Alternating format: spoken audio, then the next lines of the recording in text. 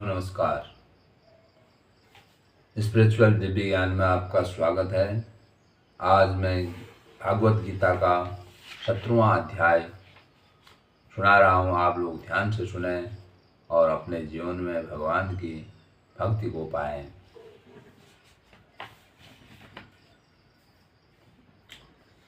अर्जुन बोले, हे कृष्ण, जो मनुष्य शास्त्र विधि को त्याग कर श्रद्धा से युक्त हुए देवादि का पूजन करते हैं, उनकी स्थिति फिर कौन सी है?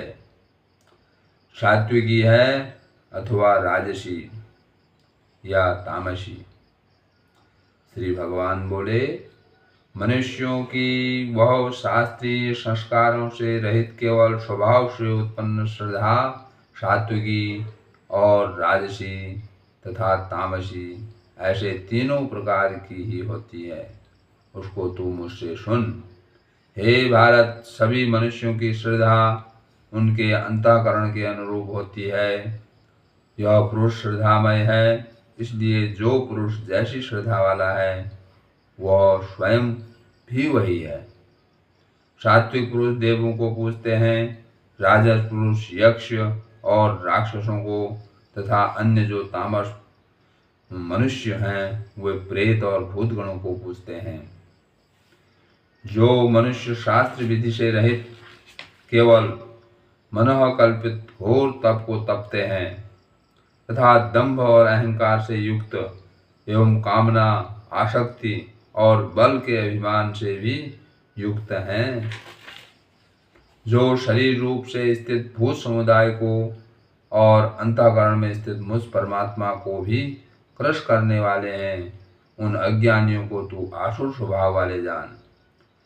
भोजन भी सबको अपनी अपनी प्रकृति के अनुसार 3 प्रकार का प्रिय होता है, और वैसे ही यज्ञ, तप और दान भी 3-3 प्रकार के होते हैं। उनके इस पृथक पृथक भेद को तू मुझसे सुन। आयु, बुद्धि, बल, आरोग्य, सुख और प्रीति को बढ़ाने वाले, रसयुक्त, चिकने और स्थिर रहने वाले तथा स्वभाव से ही मन को प्रिय ऐसे आहार अर्थात भोजन करने से पदार्थ सात्विक पुरुष को प्रिय होते हैं। कड़वे, खट्टे, लवण युक्त, बहुत गर्म, तीखे, रूखे, दाहकारक और दुख, चिंता तथा रोगों को उत्पन्न करने वाले आहार अर्थात भोजन करने के पदार्थ राजस पुरुष को प्रिय होते हैं। जो भोजन अथपका, रस रहित, दुर्गंध युक्त, बासी और उच्छिष्ट है तथा जो अपवित्र भी है, वह भोजन तामस पुरुष को प्रिय होता है।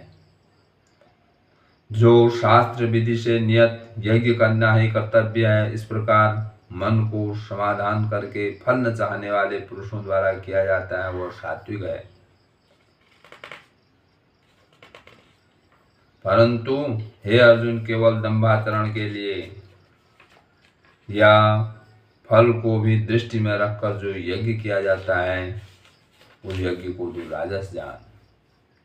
शास्त्र विधि से हीन, अन्नदान से रहित, बिना मंत्रों के, बिना दक्षिणा के और बिना श्रद्धा के किए जाने वाले यज्ञ को तामस यज्ञ कहते हैं। देवता, ब्राह्मण, गुरु और ज्ञानी जनों का पूजन पवित्रता, सरलता, ब्रह्मचर्य और अहिंसा, यह शरीर संबंधी तप कहा जाता है। जो उद्विग्न करने वाला, प्रिय और हितकारक एवं यथार्थ भाषण है तथा जो वेद शास्त्रों के पठन का एवं परमेश्वर के नाम जप का अभ्यास है, वही वाणी संबंधी तप कहा जाता है।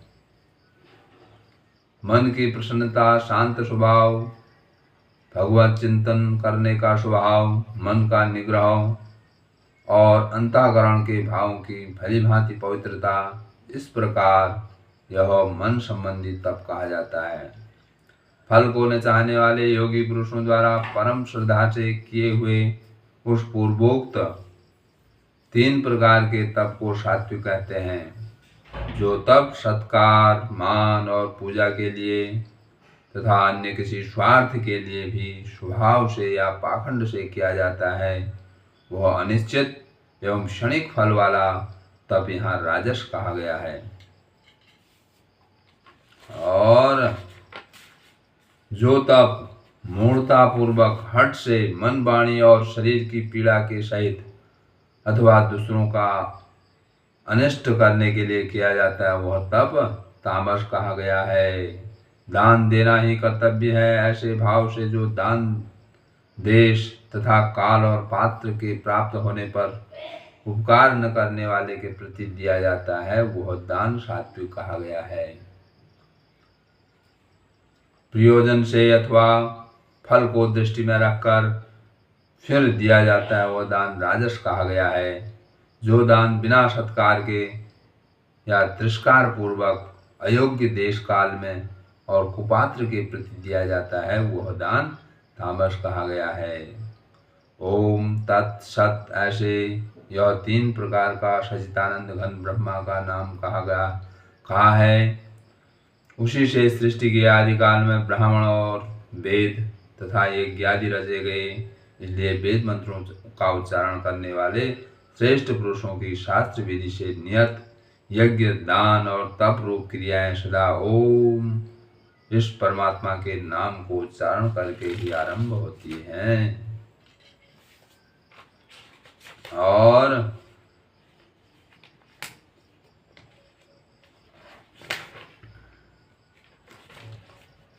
तत् अर्थात तत् नाम से कहे जाने वाले परमात्मा ही यह सब है। इस भाव से फल को न चाहकर नाना प्रकार की यज्ञ, तप रूप क्रियाएं तथा दान रूप क्रियाएं कल्याण की इच्छा वाले पुरुषों द्वारा की जाती हैं। सत इस प्रकार यह परमात्मा का नाम सत्य भाव में और श्रेष्ठ भाव में प्रयोग किया जाता है तथा हे पार्थ उत्तम कर्म में भी सत शब्द का प्रयोग किया जाता है तथा यज्ञ, तप और दान में जो स्थिति है वह भी सत इस प्रकार कही जाती है और उस परमात्मा के लिए किया हुआ कर्म निश्चय पूर्वक सत ऐसे कहा जाता है। हे अर्जुन, बिना श्रद्धा के किया हुआ हवन, दिया हुआ दान एवं तपा हुआ तप और जो कुछ भी किया हुआ शुभ कर्म है वह समस्त असत इस प्रकार कहा जाता है। इसलिए वह न तो इस लोक में लाभदायक है और न मरने के बाद ही। बोलो।